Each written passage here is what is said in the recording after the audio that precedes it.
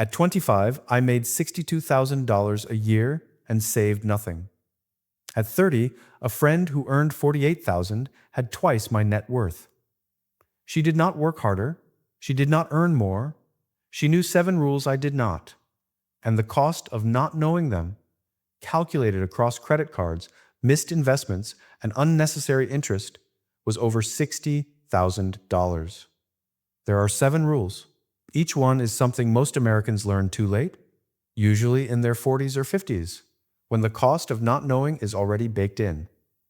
Rule number 5 is the one that shocks people the most, because it contradicts what every financial advisor tells you to do first. And Rule 7 is the one that nobody talks about, because it is not about money at all.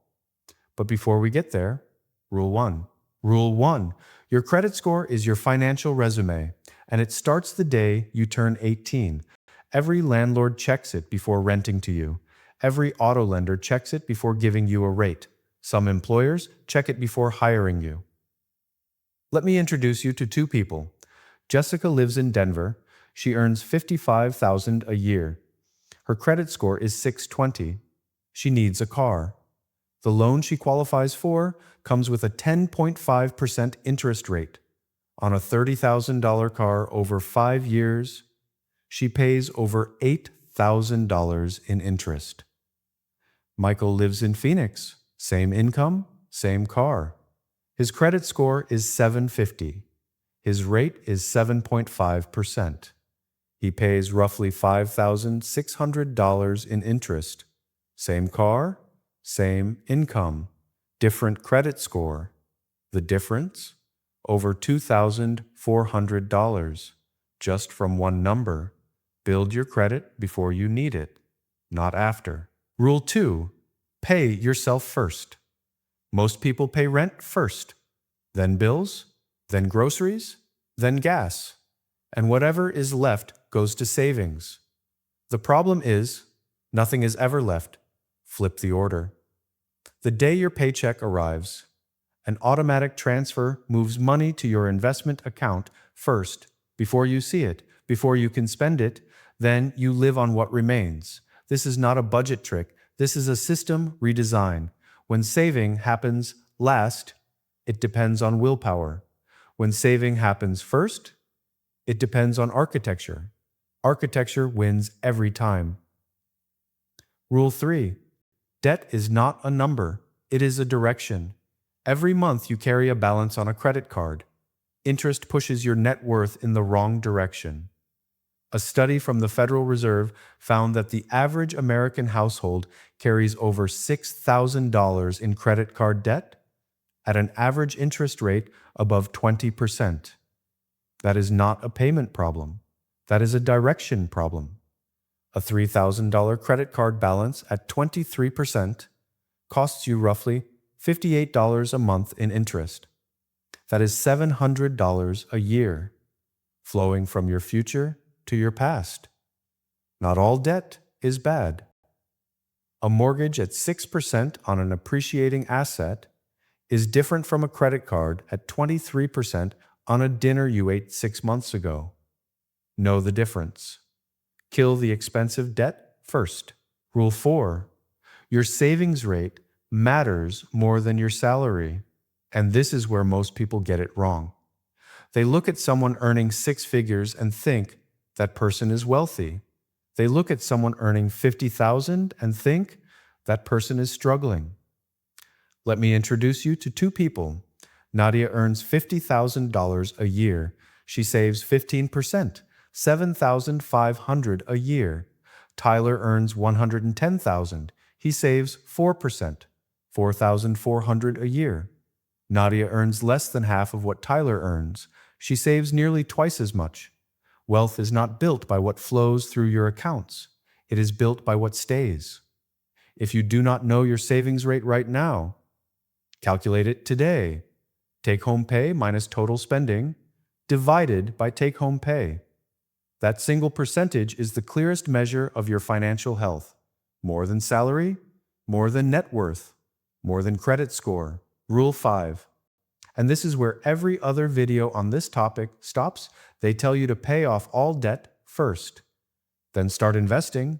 End of video. But the math is hiding something. Let me introduce you to Jessica and Michael again. Both are 25. Both have $30,000 in student loans at 5% interest. Jessica follows the standard advice. She puts every extra dollar toward her loans, pays them off in 7 years, then starts investing at 32. Michael pays minimums on his student loans, invests the rest starting at 25. At 65, Jessica has roughly $480,000. Michael has roughly $630,000. Same income, same debt, different strategy. Michael wins by over $150,000. Why? A dollar invested at 25 becomes roughly $15 by 65. A dollar invested at 32 becomes roughly 6. Those 7 years of waiting cost Jessica a fortune.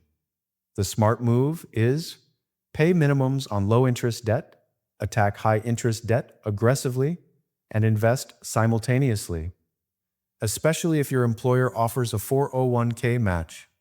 That match is a 100% return on day one. No debt payoff strategy in the world beats that.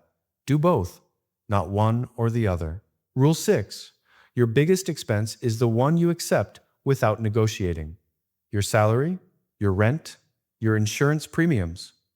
These are the 3 largest numbers in your financial life. And most people accept whatever they are offered. One salary negotiation can add $5,000 to $10,000 per year. Over a 30-year career, that is $300,000 to $500,000. From one conversation, calling your insurance company once a year and asking for a better rate can save $500 to $1,000 annually. Negotiating rent when renewing a lease can save $600 to $1,200 a year. These are not small numbers. These are the numbers that move your savings rate. The money you save by canceling a streaming service is $8 a month. The money you save by negotiating your salary is $800 a month. Focus on the big numbers, not the small ones. Rule 7, the one that is not about money. The most expensive thing you own is your identity. If you see yourself as someone who deserves nice things, you will spend to match that identity. Every raise, every bonus, every windfall will flow toward maintaining the image. If you see yourself as someone who builds things, you will invest to match that identity. Every dollar becomes a brick, not a reward. The person who says, "I deserve this," spends the raise. The person who says, "I am building something," invests the raise. Same money, same raise. Different identity, different outcome. This is why financial literacy alone does not work. You can know every rule on this list and still break them all if your identity is wired for consumption instead of construction. The deepest money rule is not about money. It is about who you believe you are. Most Americans learn these rules in their 40s, after the credit damage is done, after the compounding years are lost, after the lifestyle inflation is locked in. A dollar invested at 25 grows to $15 by 65. A dollar invested at 40 grows to roughly $4. That is an $11 difference per dollar, multiplied across a lifetime of decisions. The gap is not thousands. It is hundreds of thousands. But here is what matters. You know them now, not at 40, not at 50, right now. And that changes everything. Which rule hit you the hardest? Drop the number below, 1 through 7. I will reply with the one resource that helps you go deeper on that specific rule. No judgment, just a real conversation about money. Subscribe to Wealth Storyline. Every week, we break down the financial systems that nobody teaches you in school. In the next video, I am covering a topic that connects directly to today. It is on your screen right now.